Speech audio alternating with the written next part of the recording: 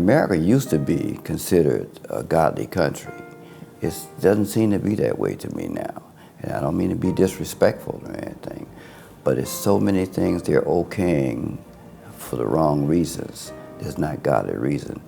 People need to really open up the Bible, the Bible, and look in it, and really get it into their heart. And this, the way the Reverend Hood is doing this is a comfortable way. It's not forcing anything on people. It's a comfortable way and a loving way for it to continue to move in that direction. The way Reverend Hood presents it, you can understand it, and it makes you want to delve into the Bible even more so that you can see more, because it seems like the program goes off too fast. We need the bread of life. We really do. These days, we need it more than ever. And Reverend Hood's ministry on TV is giving us our bread.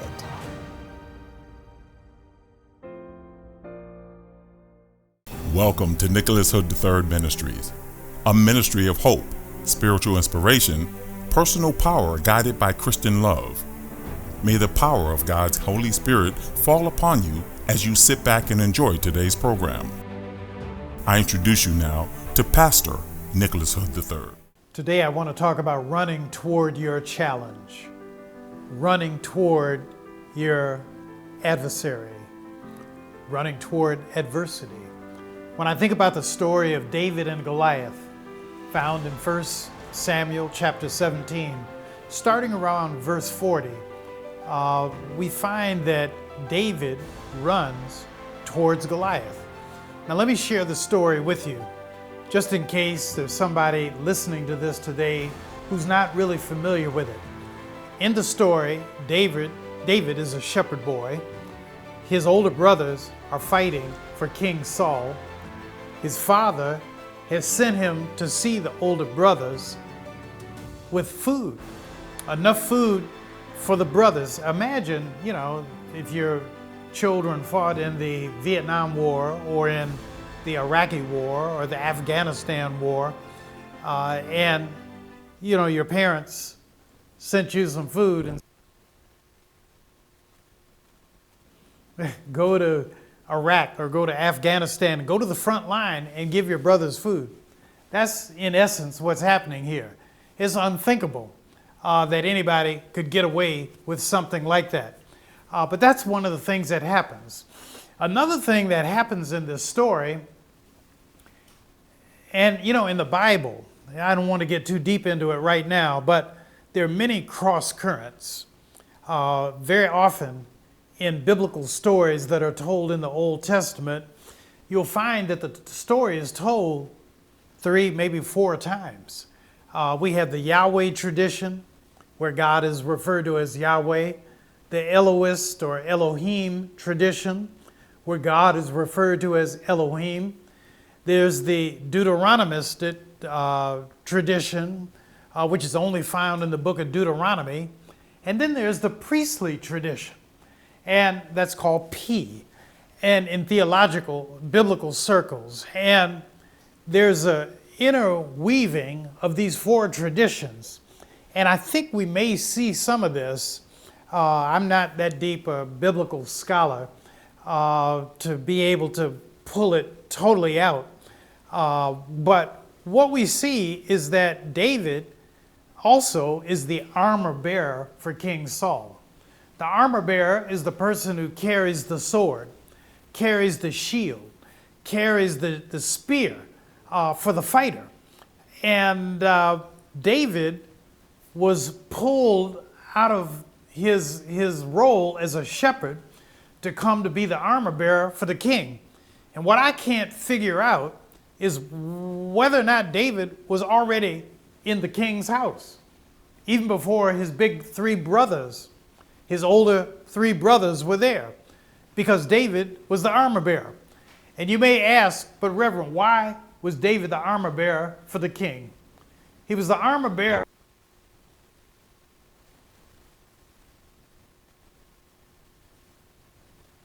Fleming. He may have been bipolar. Maybe he was paranoid. Maybe he was schizophrenic. I don't know what his problem was, but he was a troubled individual. And I don't know if there's anybody looking at this today who's living with somebody who's troubled. Maybe you yourself are a troubled individual, emotionally, maybe spiritually. But Saul, the king, was troubled. And so his men started asking questions, saying, maybe if we could find somebody who could sing and play well, maybe that music might soothe his soul.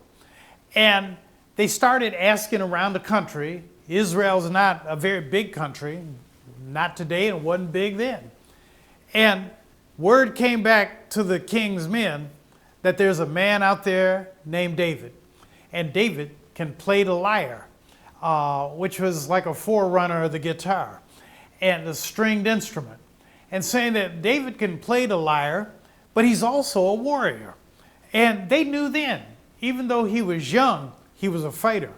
And so somebody reached out to David and said, the king needs you.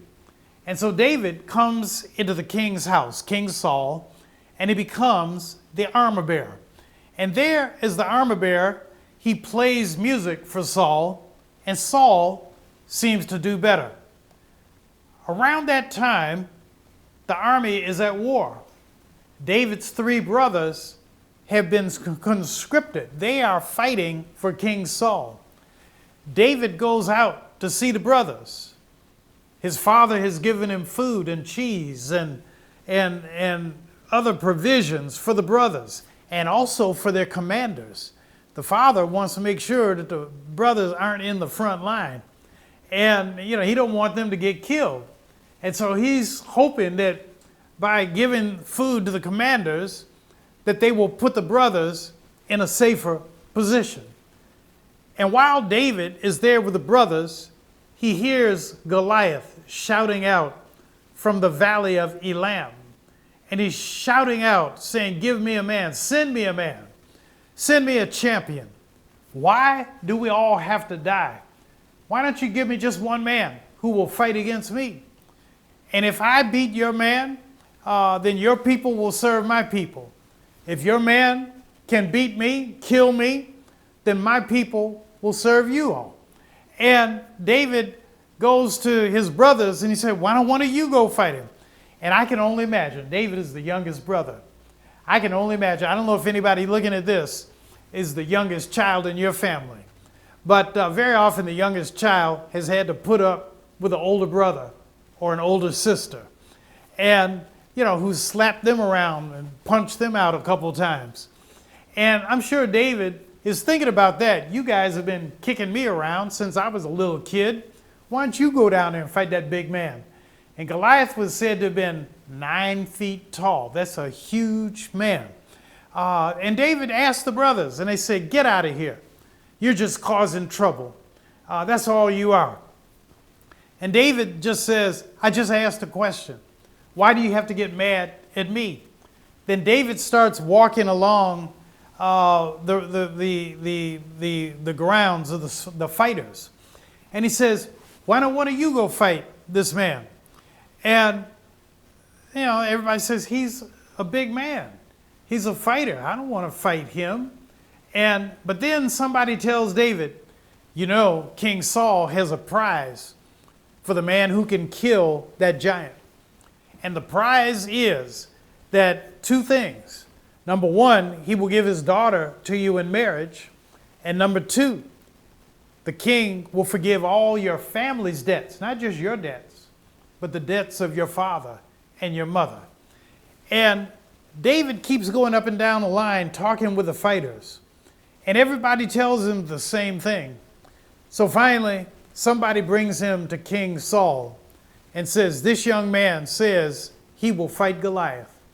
And Saul looks at him and he says, young man, what makes you think you can kill that giant? And David tells him, look, I'm the shepherd for my father's sheep. And every time a lion or a bear has grabbed a sheep from the flock, he said, I have to fight the lion and I have to fight the bear. He said, I've killed lions, I've killed bears.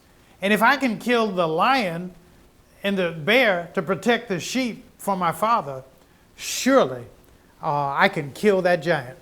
And so reluctantly, King Saul allows David to fight Goliath.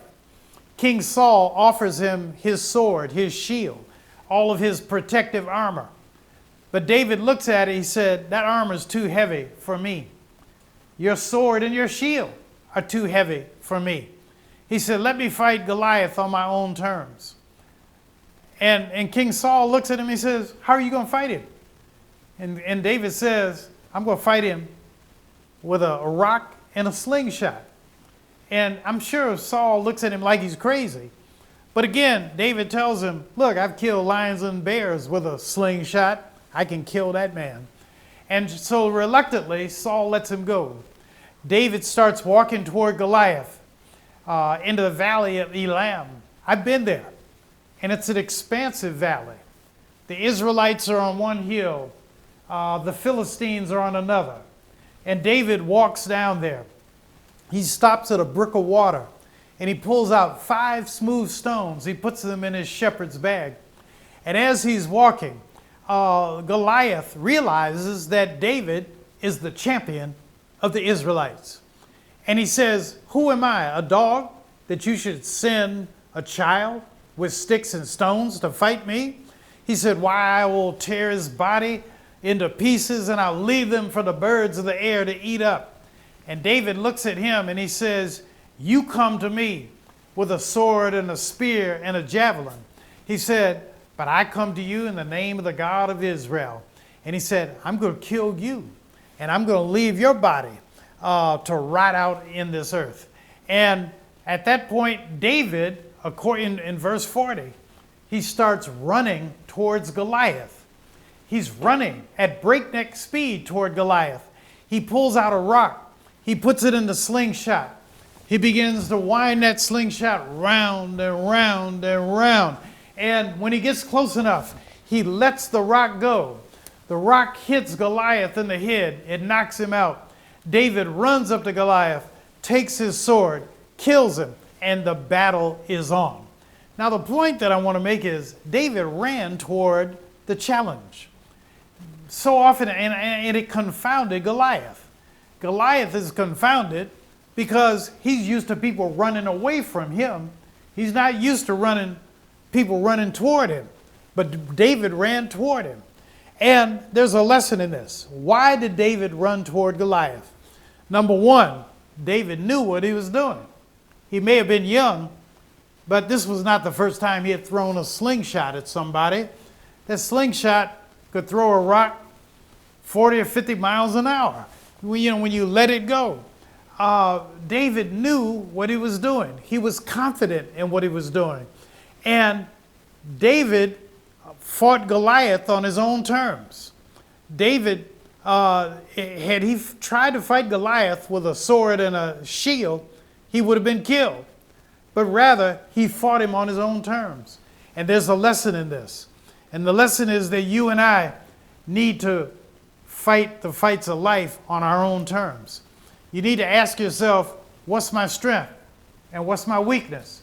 If your strength is writing, then write. If your strength is singing, sing.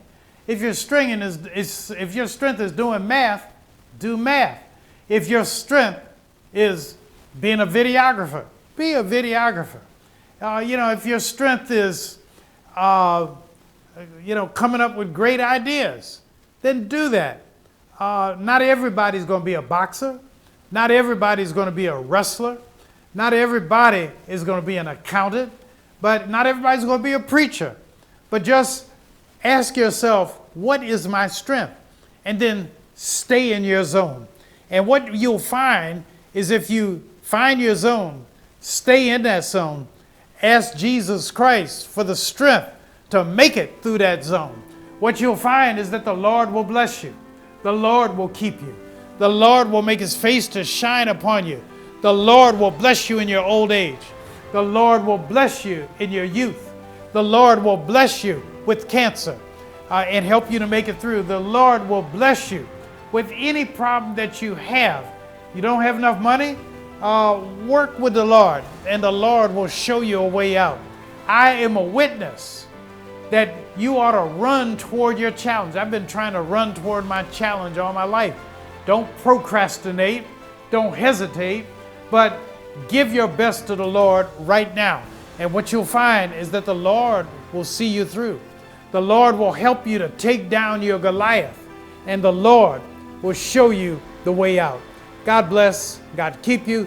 Stick around. I'm going to be talking with Dr. George Fleming about running toward your challenge.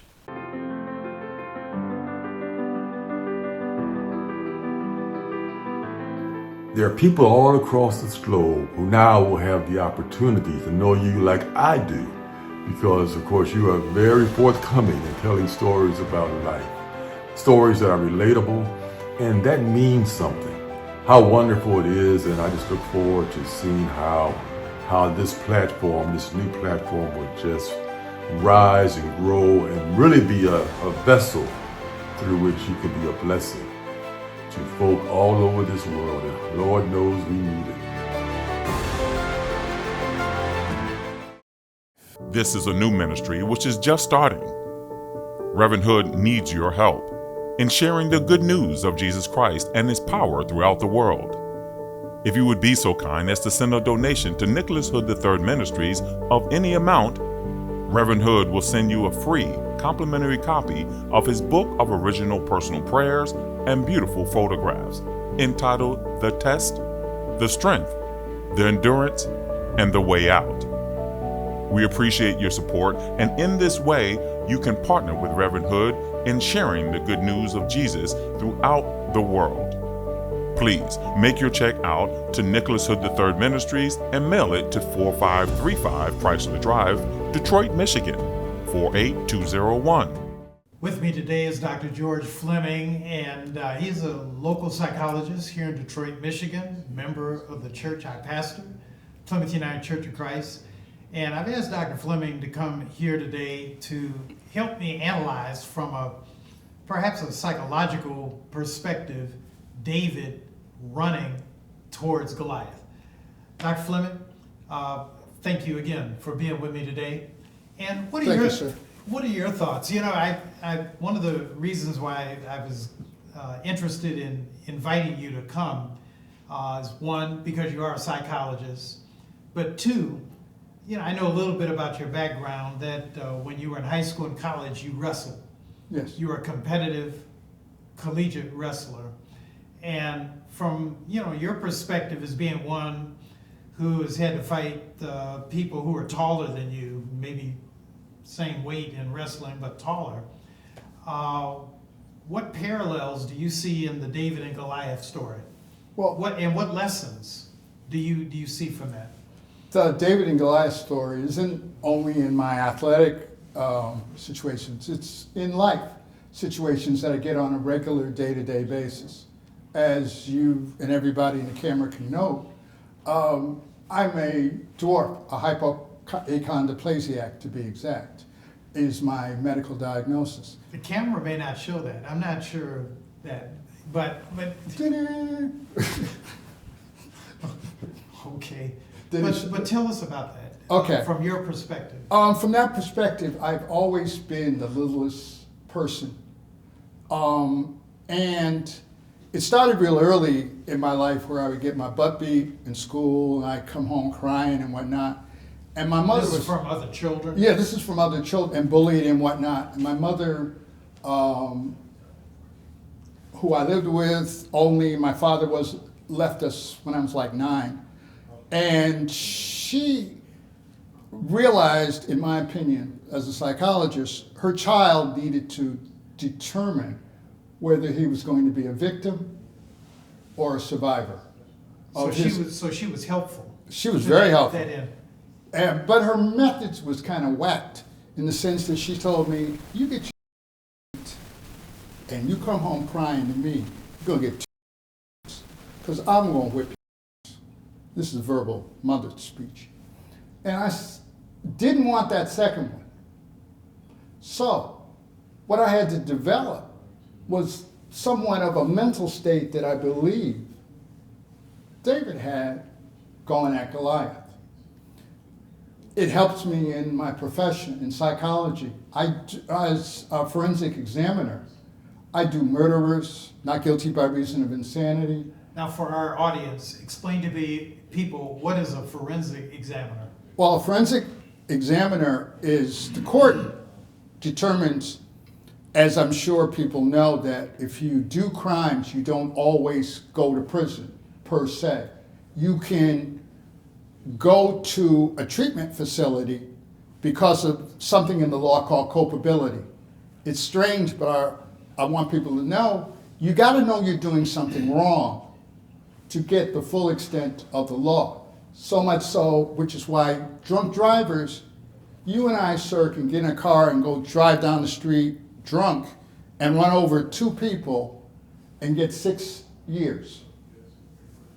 You and I, sober, do that, we're going to jail for life. Because we know what we're doing, or should know what we're doing if we're sober. Yes. If you're drunk, you get the benefit of the fact that your mind is not right. Mental patients get the same thing. So what happens when people commit crimes? In the state of Michigan, you do the crime, you do the time. They have something called not guilty by reason of insanity, which means, yes, you were crazy when you did it. Somebody died and or was hurt seriously. You were off your medication, but we're not going to pat you on the back and give you a pill and say, go back out in the world, because there is no cure for mental illness. Since there's no cure for it, you are likely to do it again. So what the courts do is set up something in the mental health code that will send you to prison, a place called the Forensic Center. It's outside Ann Arbor. It's a prison for mental patients who committed crimes under the not guilty by reason of insanity statute. Some states have insanity statutes where you walk away because you were crazy, so to speak, at the time you did the crime, because your culpability could not be determined that you knew what you were doing. So, Dr. Fleming, we only have about 4 minutes left, but tell us, I was asking you during the break, with your experience being a collegiate wrestler, competitive Yes, wrestler, what are some of the parallels and lessons you see and you have seen, in taking down the Goliath and the challenger before you? And what do you think about David running to Goliath as opposed to sauntering or walking or running away from Goliath? Well, wrestling is combat.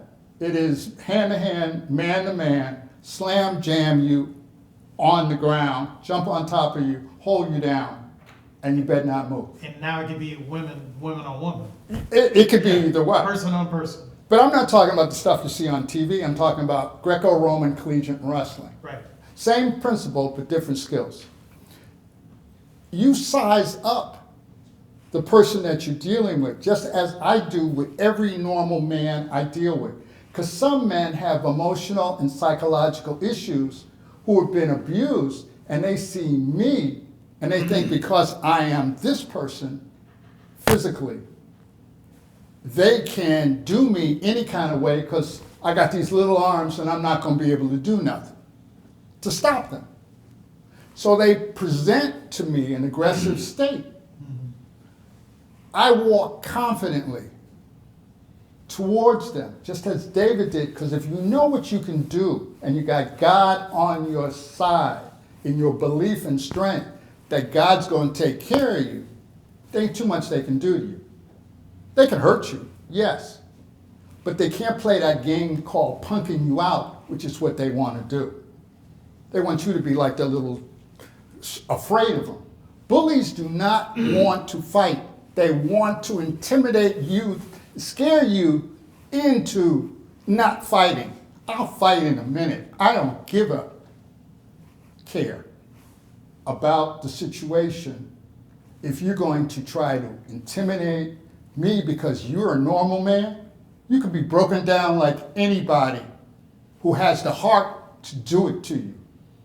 So they test me. They play games.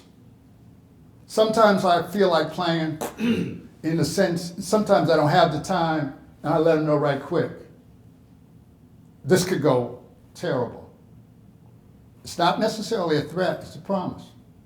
Because the person who is willing to die in a fight always wins.